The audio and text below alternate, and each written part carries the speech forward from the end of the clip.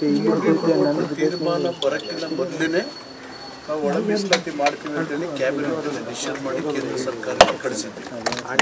Supreme court decision ಬರೋಕ್ಕಿಂತ ಮೊದಲೇ ನಾವು ಒಳ ಮೀಸಲಾತಿಗೆ ಬದ್ಧರಾಗಿದ್ದೀವಿ.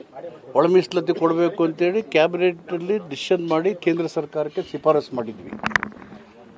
ಆಮೇಲೆ ನಾವು ಅದಕ್ಕೆ ಕಾಂಗ್ರೆಸ್ ಪಕ್ಷ ಸರ್ಕಾರ ಒಳ ಮೀಸಲಾತಿಗೆ ಬದ್ಧತೆ ಇದೆ ಅನ್ನೋದನ್ನು ಇಡೀ ರಾಜ್ಯಕ್ಕೆ ಹೇಳಿದ್ವಿ. ಅದಾದಮೇಲೆ ಸುಪ್ರೀಂ ಕೋರ್ಟ್ ತೀರ್ಮಾನ ಬಂತು. ಆ ತೀರ್ಮಾನ ಮ್ಯಾಂಡೇಟ್ ಏನಿರಲಿಲ್ಲ, ರಾಜ್ಯಗಳ ವಿವೇಚನೆಗೆ ಬಿಟ್ಟಿದ್ರು. ಕೆಲವೇ ರಾಜ್ಯಗಳು ಮಾತ್ರ ಇದನ್ನು ಜಾರಿ ಮಾಡಿದ್ದಾರೆ. ಅದರಲ್ಲಿ ಆಂಧ್ರ, ತೆಲಂಗಾಣ, ಕರ್ನಾಟಕ.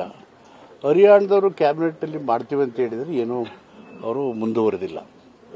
ನಾವು ಡಿಸಿಷನ್ ಮಾಡಿದ್ದೀವಿ ಕ್ಯಾಬಿನೆಟ್ಟಲ್ಲಿ, ಏನು ಸುಪ್ರೀಂ ಕೋರ್ಟಿನ ತೀರ್ಮಾನದ ಹಿನ್ನೆಲೆಯಲ್ಲಿ ಆರ್ಟಿಕಲ್ 15 and 16 ಆ ಒಂದು ಪ್ರಾವಿಷನ್ ಕೆಳಗಡೆ ತೀರ್ಮಾನ ಮಾಡಿದ್ದೀವಿ.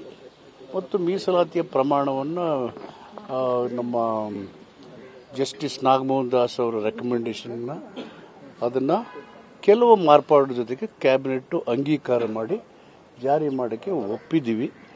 ಮತ್ತು ರಿಕ್ರೂಟ್ಮೆಂಟ್ ಮಾಡಬಾರ್ದು ಅಲ್ಲಿ ತನಕಂತ ಹೇಳಿದ ನಿರ್ಬಂಧ ಐತಲ್ಲ, ಅದನ್ನು ತೆಗೆದಾಕಿದ್ದೀವಿ. ಮತ್ತು ರಿಕ್ರೂಟ್ಮೆಂಟ್ ಏಜನ್ನು 45 ವರ್ಷಕ್ಕೆ ಇನ್ಕ್ರೀಸ್ ಮಾಡಿ ಡಿಸಿಷನ್ ಮಾಡಿದ್ದೀವಿ. ಆದಿ ಕರ್ನಾಟಕ, ಆದಿ ಆಂಧ್ರ, ಆದಿ ದ್ರಾವಿಡ ಈ ಗೊಂದಲಗಳಿದ್ದಾವೆ, ಅವರ ಮೂಲ ಜಾತಿಯವರನ್ನು ಅದನ್ನು ಕ್ಲಾರಿಫೈ ಮಾಡಿ ಅದನ್ನು ಡೈರೆಕ್ಷನ್ಸ್ನ ಮತ್ತು ಇದರ ಆರ್ಡನ್ನು ಇಶ್ಯೂ ಮಾಡಿದ್ದೀವಿ. ರಿಕ್ರೂಟ್ಮೆಂಟು ಶುರುವಾಗುತ್ತೆ. ಬ್ಯಾಕ್ಲಾಗ್ ತುಂಬಬೇಕು ಅಂತೇಳಿ ನನ್ನ ಅಧ್ಯಕ್ಷತೆಯಲ್ಲಿ ಉಪಸಮಿತಿ ಕ್ಯಾಬಿನೆಟ್ ಸಬ್ ಕಮಿಟಿ ಮಾಡಿದರು. ನಾವು ಐಡೆಂಟಿ ಮಾಡೋ ಕೆಲಸ ಮಾಡ್ತೀವಿ. Identification of backlog vacancies identify ಮಾಡ್ತಿದ್ವಿ. ಕೆಲವರು ರಾಜಕೀಯ ಕಾರಣಕ್ಕೆ ನಾವು ಮಾಡೋಕ್ಕೆ ಹೋಗಿ ನಿಲ್ಲಿಸಿದ್ದೀವಿ. ಇವ್ರು ಮಾಡಿಬಿಡ್ತಾ ಇದ್ದಾರೆ, ಇದು ಹಿಂಗೆ ಆಡ್ತಾರೆ, ಈಗ ಮಾಡ್ತಾರೆ ಅಂತ ಕೆಲವರು ರಾಜಕೀಯ ಬೇಳೆ ಬೇಯಿಸ್ಕೊಳ್ಳೋಕ್ಕೆ ಕೆಲವರು ಹಿಂಗೆ ಮಾಡ್ತಾನೇ ಇರ್ತಾರೆ.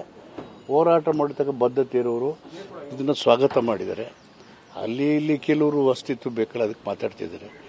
ಏನು ಸುಪ್ರೀಂ ಕೋರ್ಟ್ನ ತೀರ್ಮಾನದ ಹಿನ್ನೆಲೆ ಇದೆ ಮತ್ತು ನಾಗಮೋಹನ್ ದಾಸ್ ಅವರ ರೆಕಮೆಂಡೇಶನ್ಸ್ ಅದರ ಕೆಳಗಡೆ ಸಚಿವ ಸಂಪುಟದ ತೀರ್ಮಾನಕ್ಕೆ ಅನುಗುಣವಾಗಿ ಏನೇನು ತೀರ್ಮಾನ ಇದೆ ಅದನ್ನು ಅನುಷ್ಠಾನ ಮಾಡ್ತೀವಿ. ಈಗ ಹೋರಾಟ ಸಮಿತಿಯವರು ಹೇಳ್ತಾ ಇರೋದು ಬರೀ ನೇರ ನೇಮಕಾತಿಗೆ ಮಾತ್ರ ಒಳ ಮೀಸಲಾತಿ, ಬಡ್ತಿಗೆ ಮತ್ತೆ ಬ್ಯಾಕ್ಲಾಗ್ ಹುದ್ದೆಗೆ ಅದು ಅನ್ವಯ ಆಗಲ್ಲ ಅಂತ ಹೇಳ್ತಿದ್ದಾರೆ. ಸುಪ್ರೀಂ ಕೋರ್ಟಿನ ತೀರ್ಮಾನ, ಸಚಿವ ಸಂಪುಟದ ತೀರ್ಮಾನ ಏನೇನು ಮಾಡಿದ್ವಿ ಅವೆಲ್ಲಕ್ಕೂ ಅನ್ವಯ ಆಗೋ ರೀತಿ ಮಾಡ್ತೀವಿ.